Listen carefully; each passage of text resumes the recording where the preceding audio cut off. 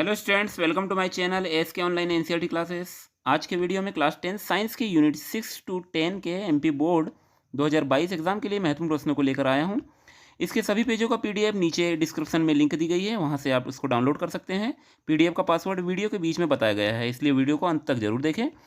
और यदि आपने 1 से 5 यूनिट अध्याय तक के वीडियो नहीं देखा है तो वहाँ उसके लिए भी डिस्क्रिप्शन में लिंक दी गई है, वहाँ जाकर आप वीडियो देख सकते हैं। तो आते हैं आज के टॉपिक पर।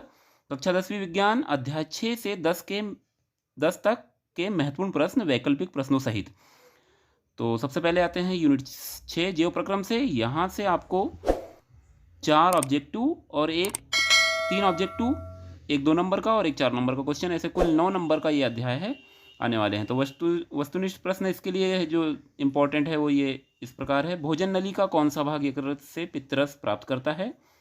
नेक्स्ट है भोजन नली के किस भाग में भोजन का पूर्ण पाचन हो जाता है? नेक्स्ट क्वेश्चन, मनुष्य में वक्र का एक तंत्र कौन सा भाग है? अगला क्वेश्चन है पादप में ऑक्सीजन का वहन करने में खालिस्तान उत्तरदायी है। नेक्स्ट क्वेश्चन है फेफड़े खालिस्तान में स्थित होते हैं। अगला प्रश्न है शरीर में उपस्थित अपशिष्ट हानिकारक एवं विषैले पदार्थों का शरीर से बाहर निकलने का प्रक्रम खालिस्तान है। अगला प्रश्न है क्या मनुष्य में दोहरा परिसंचरण होता है? नेक्स्ट है वक्र की संरचनात्मक इकाई खालिस्तान कहलाती है। अगला प्रश्न है भोजन का रिक्तिकाओं में पाचन खालिस्तान से होता है। अगला ऑब्जेक्टिव है खालिस्तान रक्त का थक्का बनाने में सहायक है। अगला ऑब्जेक्टिव वायु की अनुपस्थिति में होने वाले श्वसन को क्या कहते हैं? तो ये सभी आपके ऑब्जेक्टिव टाइप के क्वेश्चन थे। अब 2 नंबर के लिए जो प्रश्न है यहाँ पर इस प्रकार दिए गए हैं। पहला है मनुष्य में ऑक्सीजन एवं कार्बन डाइऑक्साइड का परिवहन कैसे होता है? अगला प्रश्न है उच्च संगठित पादप में वहन तंत्र के घटक क्या है? अगला प्रश्न है मानव हृदय में 4 प्रकोष्ठ होने के क्या लाभ हैं? अगला प्रश्न है यूरिन बनने की मात्रा का नियमन किस प्रकार से होता है? नेक्स्ट है पाचक एंजाइमों का क्या कार्य है? अगला प्रश्न है हमारे शरीर में हीमोग्लोबिन की कमी के क्या परिणाम हो सकते हैं? नेक्स्ट है प्रकाश संश्लेषण के लिए आवश्यक कच्ची सामग्री पौधा कहाँ से प्राप्त करता है? अगला प्रश्न है स्वयंपोषी अथवा विषमपोषी पोषण क्या है? नेक्स्ट है जीवन के अनुरक्षण के लिए आप किन प्रक्रमों को आवश्यक मानेंगे? तो ये तो थे 2 नंबर के क्वेश्चन। अब आते हैं 4 नंबर के लिए इंपॉर्टेंट प्रश्न जो इस प्रकार है। पहला है मानव के आहार नाल या पाचन तंत्र का वर्णन कीजिए। अगला प्रश्न है ग्लूकोज के ऑक्सीकरण से विभिन्न जीवों में ऊर्जा प्राप्त करने के पथ क्या है? अगला प्रश्न है निःश्वसन व निःश्वसन प्रक्रिया को समझाइए। नेक्स्ट है मानव के वहन तंत्र के घटक लिखकर उनके कार्य लिखिए। अगला प्रश्न है धमनी एवं सिरा में 4 अंतर लिखिए। मानव के उत्सर्जन तंत्र का नामांकित चित्र बनाइए। मनुष्य में कार्बोहाइड्रेट, प्रोटीन एवं वसा का पाचन कैसे होता है? वर्णन कीजिए। अगला प्रश्न है भोजन के पाचन में लार की क्या भूमिका है? नेक्स्ट है मनुष्य में दोहरे परिसंचरण की व्याख्या कीजिए। अब आते हैं नेक्स्ट यूनिट अध्याय 7 नियंत्रण एवं समन्वयक से। यहाँ से केवल 3 ऑब्जेक्टिव आने वाले हैं। उसके लिए कुछ महत्वपूर्ण प्रश्न निम्नानुसार दिए गए हैं। पहला है मेरुरज्जु खालिस्तान से निकलती है। दूसरा है तंत्रिका तंत्र की प्रमुख इकाई खालिस्तान होता है। नेक्स्ट है 2 न्यूरॉन के बीच संधि क्या कहलाती है? अगला प्रश्न है 2 तंत्रिका कोशिका के मध्य खालिस्तान को क्या कहते हैं? अगला प्रश्न है प्रतिवर्ती क्रिया को नियंत्रित कौन करता है? अगला प्रश्न है सुनने, सूंघने, दृष्टि एवं याददाश्त के केंद्र भाग का पश्य खालिस्तान है। नेक्स्ट है तंत्रिका तंत्र की सूक्ष्मतम इकाई क्या कहलाती है?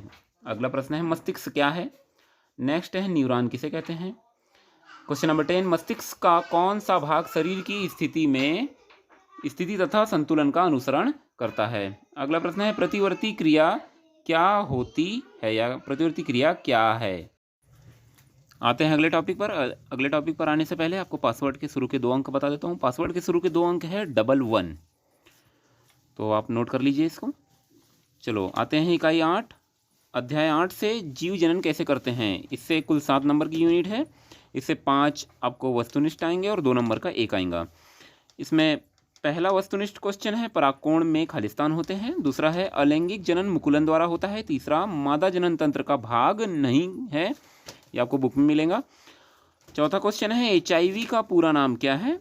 5वां है AIDS एड्स का पूरा नाम लिखिए या पूर्ण रूप लिखिए। नेक्स्ट है गर्भाशय किसे कहते हैं? अगला क्वेश्चन है लड़कों में यौनावस्था के लक्षणों का नियंत्रण खालिस्तान से होता है। अगला प्रश्न है महीन अंडवाहिका खालिस्तान ट्यूब है।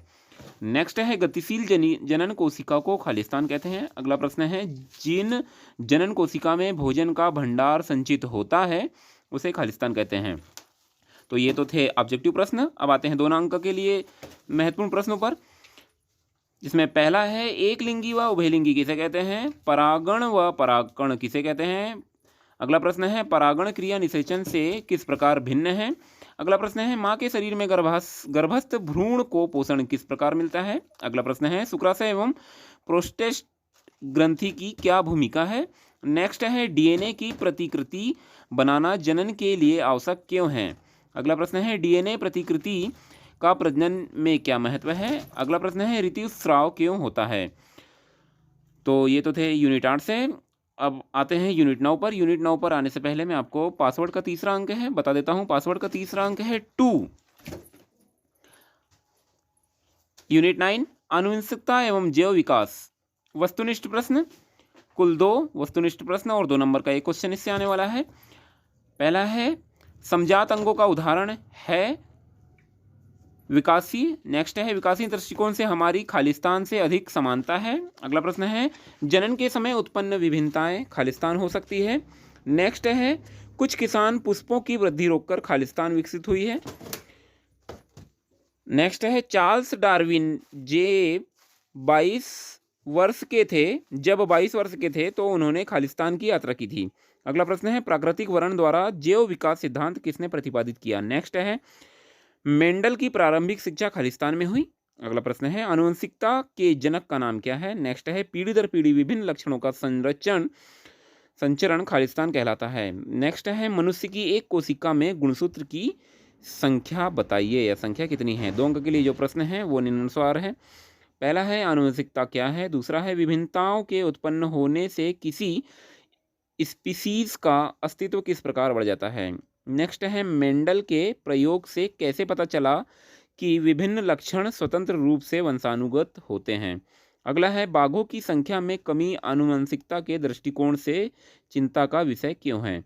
अगला प्रश्न है एक एकल जीव द्वारा उपार्जित लक्षण सामान्यतः अगली पीढ़ी में वंशानुगत नहीं होते हैं क्यों।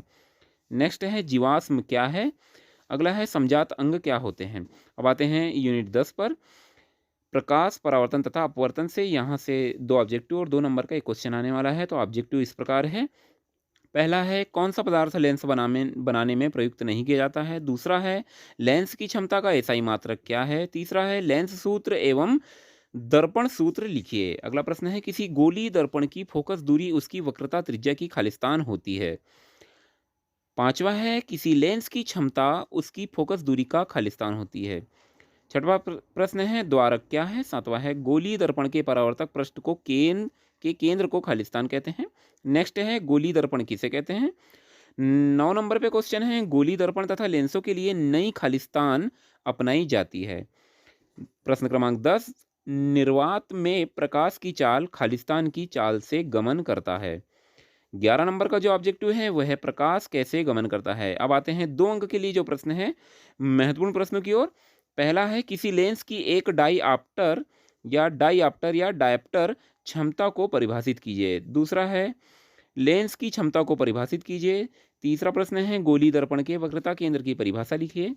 चौथा प्रश्न है गोली दर्पण की फोकस दूरी की परिभाषा लिखो। 5वां है गोली दर्पण की वक्रता त्रिज्या को परिभाषित कीजिए। 6वां है आवर्धन किसे कहते हैं। 7वां है हीरे का अपवर्तनांक 2.4 है, इस कथन का क्या अभिप्राय है। 4.2 इसको चेक कर लेना आपने।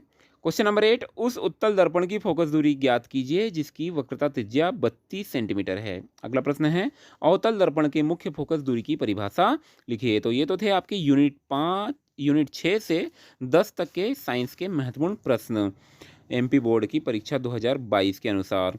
तो वीडियो देखने के लिए आपका बहुत बहुत धन्यवाद। जुड़े रहिए हमारे चैनल से। और पासवर्ड का अंतिम अंक है बच्चों 2।